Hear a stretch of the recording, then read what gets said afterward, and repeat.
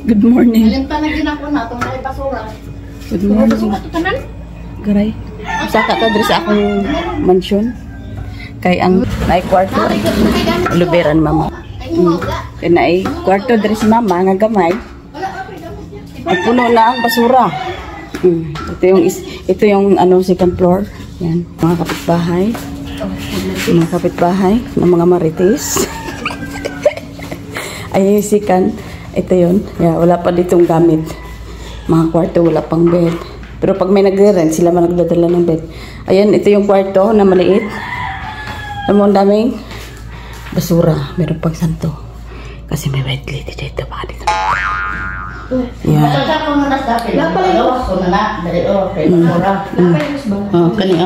Oh, ayan, inumpisa na namin ang kapatid ko na si Sis Ruby.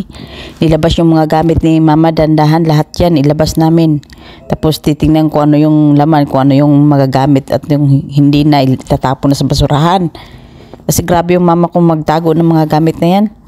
Nung last namin na umuwi, nandiyan na yan.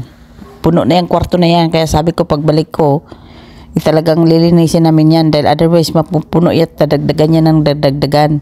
Pero hindi ko yan pinapagamit pag may magrenta yan. Sumilip na nga si Dudong dyan sa amin, oh. Kasi ang tagal ko hindi na bumaba. Tinignan niya kung anong ginagawa namin. Yung nga sinasabi ko, ang daming gamit dito, kailangan linisin to. Yan, ilabas niya pa si Santa. Merry Christmas! We wish you a Merry Christmas! We wish you a Merry Christmas. We wish you a Merry Christmas and a Happy New Year. Woo, woo, woo, woo. Christmas. Ganda na, gumagana pa yan. Still working. Yan, busy-busy tayo. Daming basura na aking mama. Ating babawasan pagtapon ng iba. So, sira na to. This is broken.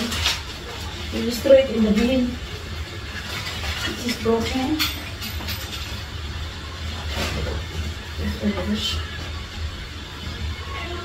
Isa man eh, oh.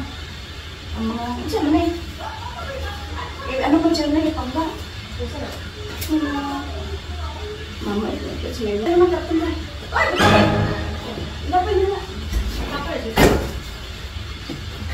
Ano ba itong mga gamit ni Mama? Ay, kadami-dami eh. Ang style niya kasi, yung mga pinapadala namin sa box, yun. Hindi niya ginagamit at tinatago niya rin. Busy kayo dahil busy kayo. TikTok sa ako, babe. Ayan, tapos na akong mag-TikTok dyan. I-post ko na yung TikTok ko noon. Scroll nyo lang sa aking reels kayo. Ayan, nilinis ko yung stand pa na yan. Ang tagal-tagal hindi nalinis eh. Parang 3 taon na yata eh. Matagal na nga. Tika, explain ko muna itong nakita ko. Kami doon sa ano, sa trabaho sa Australia, may hairnet. Pero dito, ano kaya sila anak na kasi tali na nimo para sa imong buhok. Pero nagya ko kay hairnet sa sulod.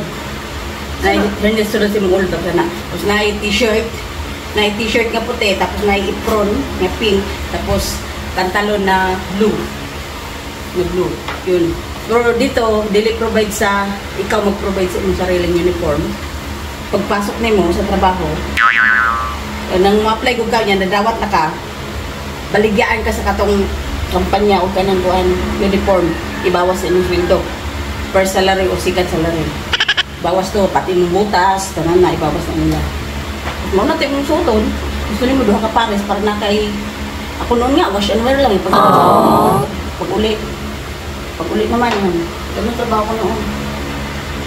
Sige. O ayan, umpisahan na ulit natin. Seryoso na to. Kailangan matapos na to. Kasi halos 3 oras, 4 na oras na kami dito sa taas lang. Init pa naman. Merong istampan pero mainit pa rin. Mag-aircon ako after 10 years. Buti naman nga, nandiyan yung kapatid nga ko na tumulong sa akin. Salamat sister. Sama ka ulit. Next ulit ko. Malinis na yung ating.